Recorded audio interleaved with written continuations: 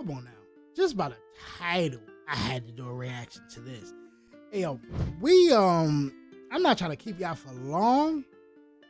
Definitely want to get into this reaction. Told y'all before, want to bring more stuff to this channel. So, this is more stuff. You know what I mean? Not everything gonna usually be around like rappers or something like that, but it's a little easier to find things and not get blocked for the video that I'm doing. You know what I'm saying? Because definitely don't want to get blocked, waste time by just recording. The next thing you know, when you put it up, it's like they be like, bro, like anyway, man, that's not your problem. That's not your problem. Y'all just here for the content, so I'm definitely giving y'all this content. You know what I mean? So without further ado, let's get it. All right. I want to change the way I come in with my video and stuff. Don't want to make it look like my other channel. But anyway, though, man, definitely yapping. Let's get to this traffic. All right, let's talk Enfield. Enfield's an outer London borough located in the north of London. It sits among boroughs with the highest income inequality in London. The out of work benefit claim rate is also very high at 17% of the working age population. Okay. A large proportion of the borough's residents are in low-paid jobs at 28.7% compared to the London average of 20%. Enfield has a relatively high proportion of 19-year-olds without level 3 qualification at 36% compared to the average of 24% across boroughs. Enfield has risen from being the 12th to the 9th most deprived London borough between 2015 and 2019. Just under a third of households in the borough are in poverty, as well as 1 in 3 children living in poverty. We know poverty breeds crime, and wherever there's crime, there are gangs. Let's have a look at the history of Enfield gangs. That is a fact. That definitely is a fact. But everywhere is gangs. You know what I mean? Like, even in the suburbs and stuff like that. But anyway, DA, aka Dem Africans. Dem Africans formed around late 2006 when a group of predominantly African... That sounds fire. Dem Africans. Wait, that's fine. No. Wait. We gotta find something that goes. I mean, like, you see what I'm saying? That was alright. That was a little fire. I mean, but anyway. And youths who had come over to London from Congo and other African countries began making a name for themselves in Edmonton. Edmonton being a town in Enfield Borough, by the way. They were one of a handful of youth gangs who were emerging at the time in Edmonton. The others were Red Brick Thugs and Grey Gang. Them Africans claimed Edmonton Green as their church. They were prominent around the green. Them Africans is crazy though, dog. Like, them Africans done chased me back. That's crazy. That's right, yo. Anyway, we gotta get off. And also behind the train station on the revamped Barbour Estate. They branded the towers as 123 blocks, and the Barbour Estate was known as 41st. Prominent DA members included Chops, Usher, Black H, G-Man, Negus, Criminal, Puncher, Mega, Riddler, etc. DA's main war was with GMG. Are these all rappers or something like that? I definitely want to know, like, are these even rappers or something like that? Like, who's coming from, like, what rappers is coming from all this? You know what I'm saying? Is there any extra ones that he missed out so far? But anyway. In Enfield Island Village and controlling the Enfield Lock area. Their major other conflict was with Grey Gang, who were allied with Shankstars. Now let's take a look at GMG, aka Get Money Gang, formed around Enfield Island Village. Originally was somewhat of an offshoot to the Black Gang from the same area. That's typical. That sounds like even when I was in grammar school, we was trying to name gangs, typical name. Not saying, but anyway, yo. A young man known as Chaos was the creator of the Get Money Gang, which originated in 2007. Some prominent members include Chaos, Shadow, Combat, Birdie, Chicken. In 2007, the divide of Edmonton started. Edmonton had somewhat been peaceful and close-knit amongst this new generation. All the gangs situated there were calm with each other, much in the same way that Edmonton and Tottenham had been close throughout the 1990s. However, this was about to change. What is their ethical background? Like the CM... Is it GMG? Yeah, GMG. Yo, I definitely want to know, like, yo, what is, like, I mean, what's their background? So I guess they not African and stuff like that, or they not looking at, like, how does that work? Since y'all being so close, like, it's so many questions. It's so many questions I got, you know what I mean? But anyway.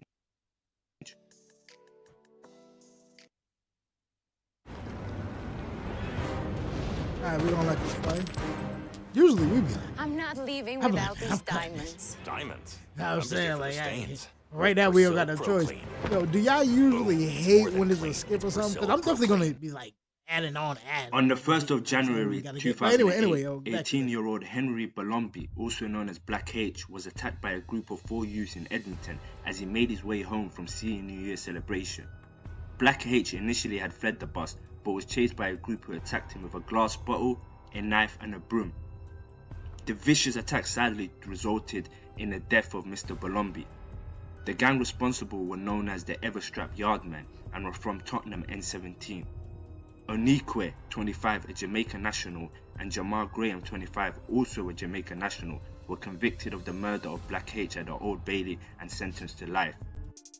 Like, that's what I mean by, is it like that, like Jamaican, African type? Because I thought, like, even over here, a lot of Jamaicans do respect the African root background. Some, you know what I'm saying? We're going to get to that in other things. But I want to know, like, what is that's the mixture that's over there that I would love to understand. Know what I mean? But anyway. Another Not man top involved, understand, known as but Martin, just hood fled the understand, country I mean? and started a new life on the run in America. After 9 years on the run, he was extradited from North Carolina in September 2017, where he was living under a new identity. You Mr. Brits Martin love was the that. one who first Y'all love that reached South Black Carolina. H and The immediately smashed the Carolinas, glass bottle man. over his head.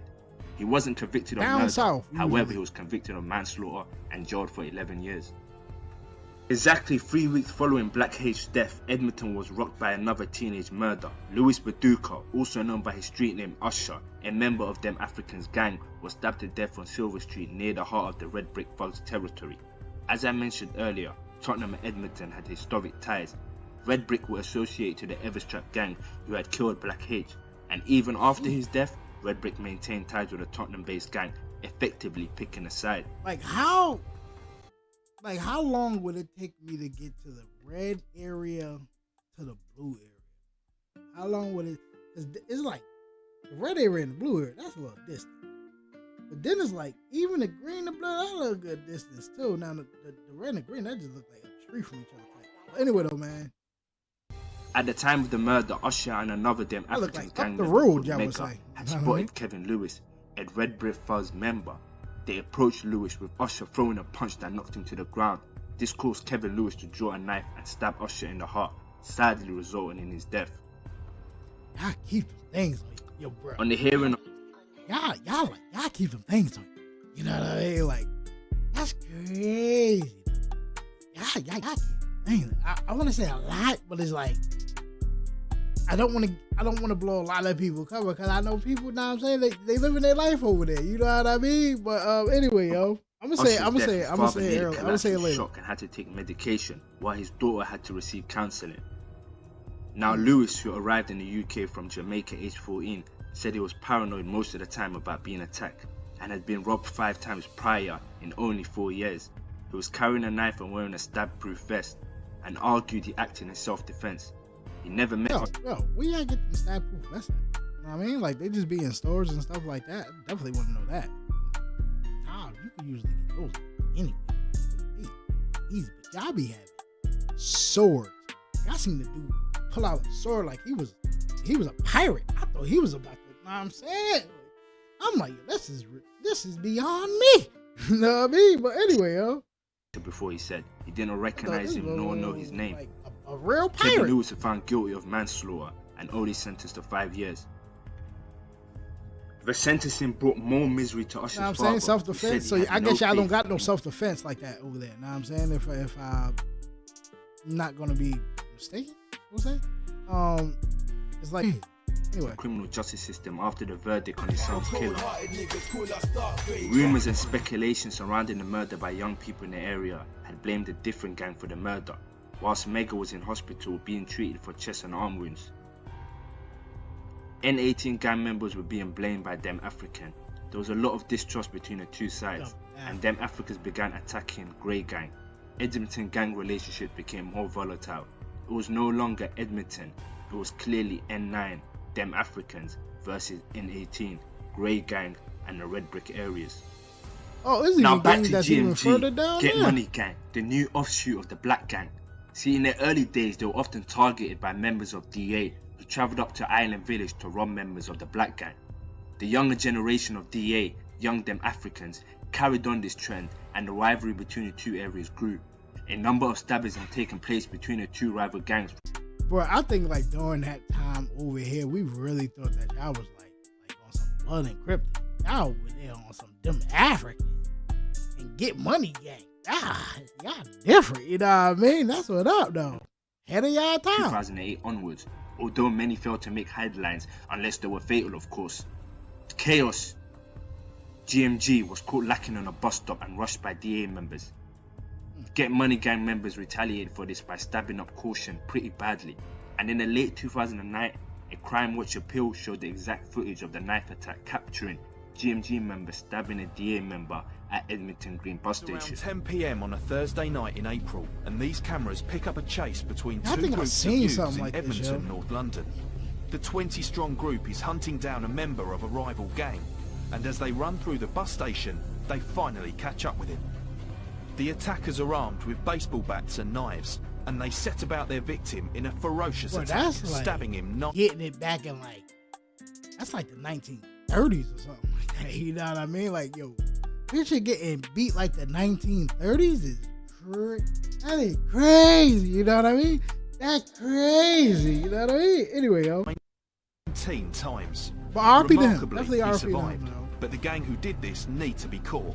Oh no, There's he's a wild. £10,000 reward for information leading to the conviction of the attackers. So help end this senseless violence. A string of attacks continued to happen, mainly from Edmonton's side. They were simply the stronger side as they were older and had a lot more members.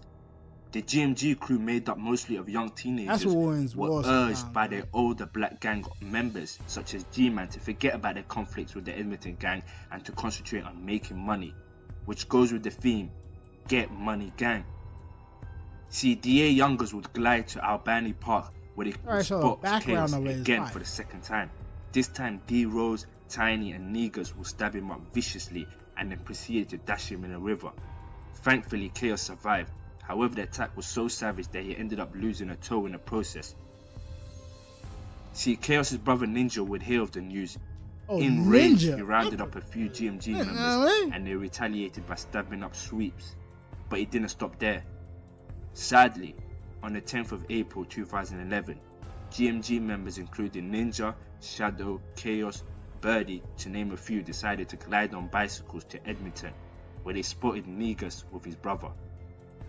When you say bicycle, you really mean like bicycle, not a scooter or anything like that, right? You know what I'm saying? I'm just trying to be clear. He did this? Yeah, he had to do this though. Bro, the editing that you're doing to this is fire. You know what I'm saying? This is definitely fire. But anyway though, man, definitely shout out to this channel.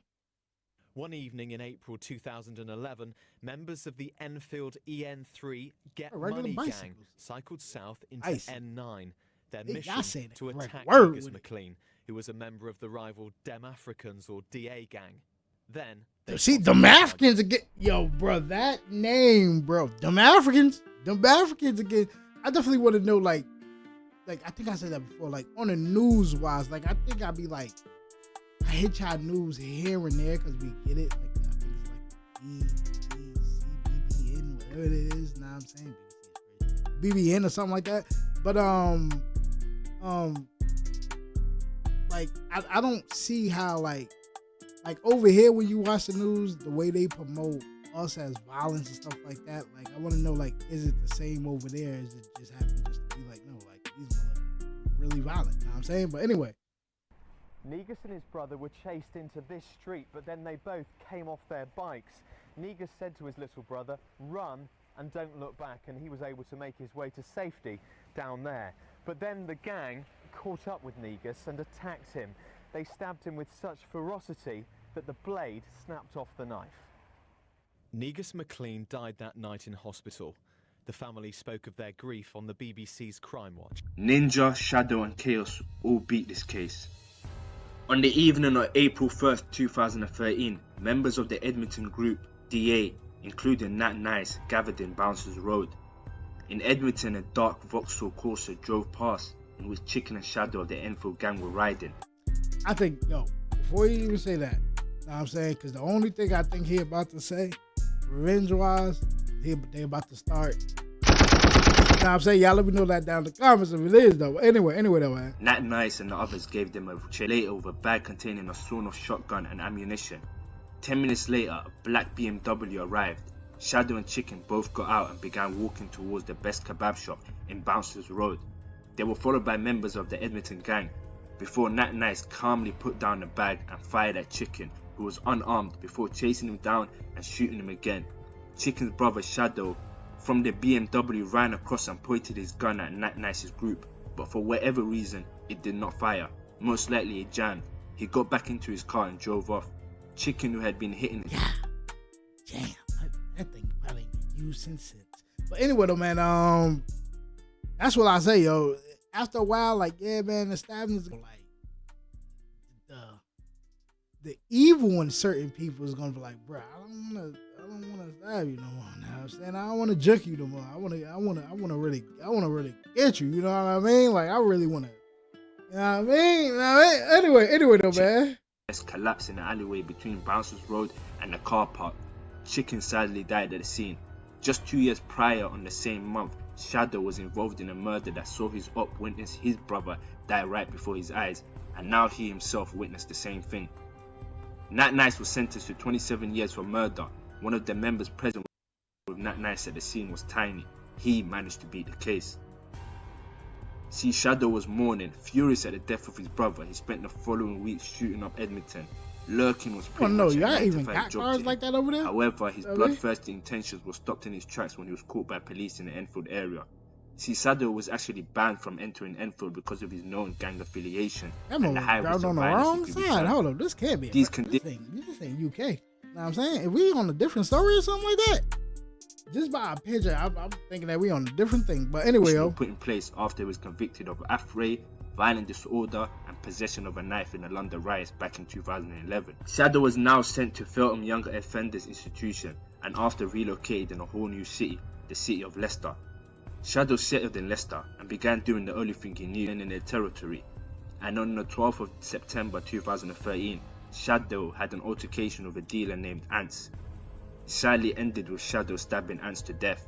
Just a few hours after the fatal stabbing of Ants, his friends got a word of the sad news.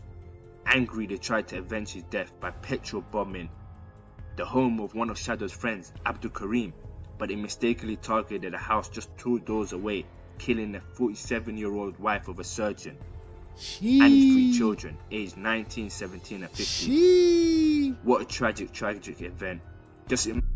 That is crazy. I know the news probably was all on that. You know what I'm saying? Oh man, yo, how many other like just innocent deaths that happened? You know what I'm saying? Anyway, man, that's crazy.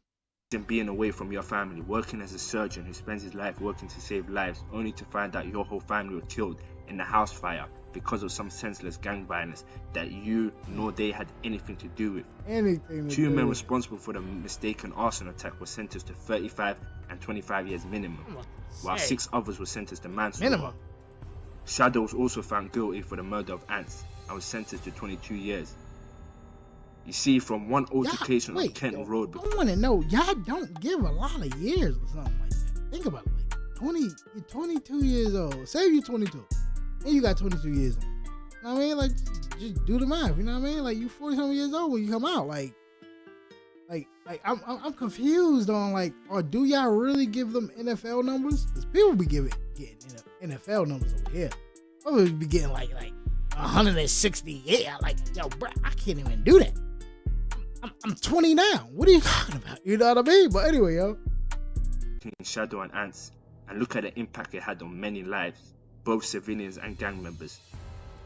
Come 2015, some of them be like, things changed in Enfield. Double life. Them Africans what do you mean were no longer a thing, you know what I mean? And a new generation replaced them. 900 came into play. A1 from the 9, a notorious member who later became a pioneer in the UK drill scene, would rep them. Original 9 Boys would also appear. Another gang that came into play, notorious member Tion Wayne, who would also soon make a name for himself musically, rep them. The same thing with GMG. Fresh new talent were emerging, such as Pokey, the creator of the Anything Green Get Bun train that you now see OFB adopt. He'll later also drop some big drill classics, and his rivalry with A1 from the 90s. I want me to do a reaction to that in my other channel. Yeah, definitely put that down in the comments. You know what I'm saying? But anyway. The beef with GMG continued as usual. We thank God that despite this, from then until today, no one has died from these two sworn rivals going at it. Sadly, despite this fact, lives were still lost to some of the most brutal and strange circumstances.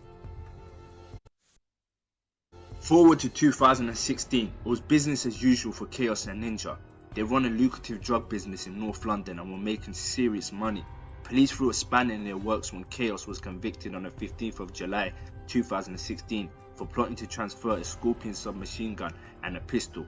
He was sentenced to 6 years in prison. Unfortunately, just after a few months, on 18th of October 2016, Chaos had a row of a Congolese man over a package that contained drugs and phones on G-Wing. During the argument, Chaos was heard saying, "Listen, if you want war, I'll give you war." The following day, 3 men approached Chaos. Despite Chaos being armed with a knife, he was outnumbered, stabbed fatally, and then thrown over the railing of a 5th floor landing. The sad thing is, Chaos had just become a father. The 3 men involved in the trial that have caught for murder, where they brought up that had to have been a setup. You know what I mean? That is crazy what he just said. Stabbed, thrown over the, and then to put certain things in rap. It's great. It's crazy. But anyway, yo. In fact, Chaos had a knife, his gang history of being involved in the murder of Negus, and a list of other charges throughout his life to vilify him as a dangerous man. This swung the jury, and in doing so, all 3 men were acquitted of murder. This was the second time a GMG member had lost a brother in the beef. Come 2017, Ninja was the boss of AP, which stood for Albany Park. United the Allied Hood and was dubbed the landlord. He was also a bona fide millionaire who would for some reason stick around the ends, riding in his luxury cars and overseeing things. Prominent AP members included Django, Skiz, Skanks, etc. Tiny, the guy who beat the chicken murder, would also become a boss and form 3x3. He was in control of a new generation of youngsters who were desperate to make a name for themselves. A1 from the 9 would be caught with a knife and sentenced to 2 years in prison, and after that he was unjustly deported to the country he was born in, Germany. The justice system thought it was fair to throw a man in a country where according to him he had no friends, family, and didn't even speak the native language on the pretext that he was dangerous. That's crazy. Bro, y'all government is crazy for that. Like, I was watching something like, yo, y'all who do fight against y'all government a lot. You know what I mean? Like, always. The government ain't always right. You know what I mean? They hide a lot of things, but we're going to keep it at that, man. Anyway, yo, let's get back to the reaction. Skanks had been using one of his fiends' houses as a bando. On December 21st, 2017, Skanks was sleeping in a bando. The fiend was itching for drugs, knowing he didn't have any money. Skanks had drugs as well as money on him. While Skanks peacefully slept, the man whacked him with a hammer. This didn't finish off Skanks, so he ran into the kitchen, came back with a 16cm long knife and repeatedly stabbed Skanks until he died. He took the drugs and money and proceeded to wrap his body in a black and red duvet with plastic bags over his head. He then placed the body in a loft. Skanks' family contacted the police after he had been missing for a while. Not only was the young man brutally murdered, but his body had been hidden, which put Skanks' family through the anguish of not knowing where he was. It was the hope that kept them up at night. Now, anyone who has... That's one of the craziest things to be a family member or something like, well, a family member or a loved one, and you can't be found, or your body, anything like that can't be found, or something did happen to you, know what I mean? That's the crazy, because you would never know. Like, did he disappear? Did he or she disappear? Did like what happened? You know what I mean? It's always wondering. But anyway. I've seen street videos, and those who deal with fiends, you always see them get very violent with them. We've all come across these videos feeling sorry for them, but maybe there's method in the madness. Maybe it's these antics that creates fear in the fiend's head that will stop him from attacking you, or even the idea ever coming across their minds. Few things are more dangerous than a fiend who needs his fix. Mr. Hopkins, the fiend that brutally killed Skanks, later to threaten to kill another. They know exactly who to mess with, who not to mess with. People know consequences, you know what I mean? Now, accidents do happen. You know what I'm saying? But majority of the time, people know exactly, like, ain't nothing gonna happen to me in the background if I do something. What's it? Back at it again. All right, let's get it, man. Oh, we straight. All right, let's get it. But drug dealer saying, "I've done it before." He's in the loft. His big mouth will get him caught. After 8 months, a tip from a friend of Hopkins would allow the police to inspect his house, where he would find Skanks' body. Damn. That smelled crazy. It was in a condition where it was badly decomposed and infested with insects.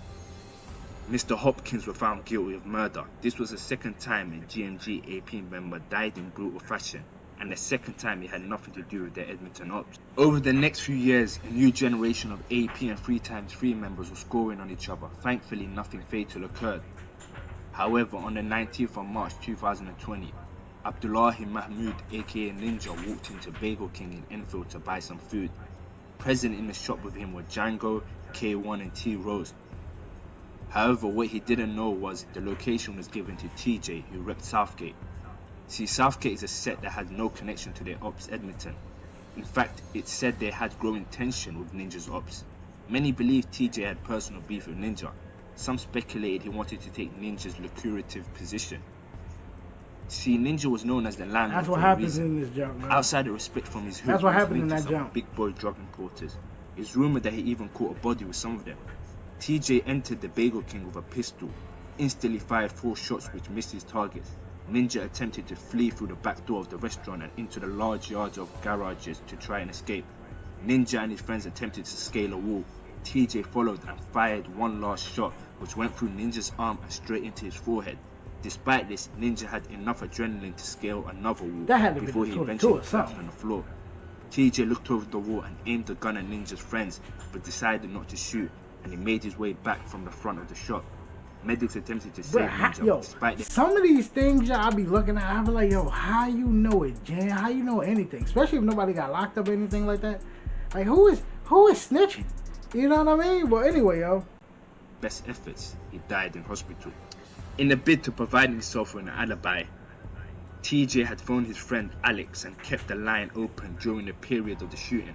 Police saw through this later though into the investigation and charged his friend with attempting to pervert the court of justice. Niggas be using TJ was sentenced to 27 years minimum in prison. Real phone. This death was a huge blow to AP. Their boss who united their ends was gone, and once again they lost a member. Tiny, the guy who witnessed the death of Chicken all the way back in 2013, would have issues with a man named Christopher George. Some speculate and claim it was regarding money issues, but this could be a case of Chinese whispers. Whatever the case was, on the 29th of July 2020, Tiny and 3 members would spot Christopher on 4th Street and had followed him in 2 vehicles, an Audi and a BMW, watching him for a period of time until Roshane Watson, aka Tiny, would shoot him in the chest at close range. Detectives from the Met Specialist Crime Command Unit spent hours trawling CCTV footage, leading them to suspect Watson.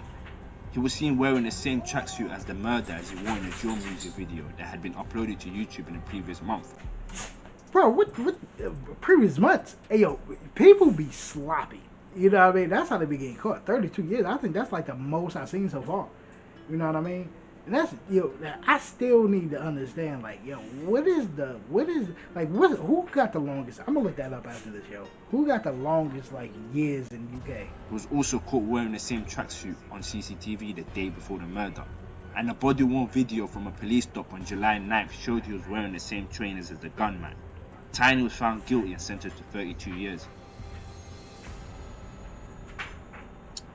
See, the thing about the street is the unpredictability of it. You are truly rolling the dice, but the stakes are your life. How many murders and lives lost in everything I documented when only 2 of the lives lost were by the actual ops? See, if your ops don't get you, someone who wants your position could. The police could gun you down for their own safety.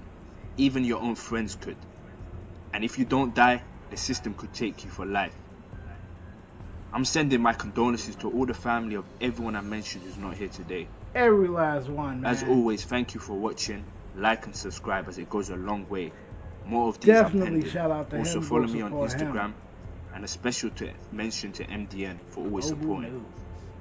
Give that boy a follow. Skyboy out. Definitely gonna follow him. Anyway, man, we gonna keep it short. I would definitely say just a follow up, especially when they said at the back. Now, I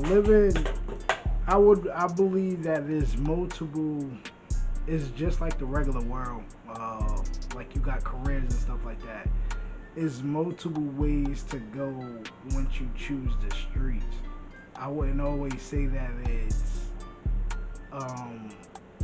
jail or prison. It just depends on how you move and what you choose. Now, what it seemed as if like what they are doing and what was happening there was a lot of kids chilling, like usual, no matter where you at. A lot of kids chilling, then they start beefing, then they start, you know what I'm saying, people ain't gonna always keep fighting. Cause you gotta remember, like if you ever been in like a big group fight when you was little, and just take a step back and just look around and be like, look how many people got knocked out.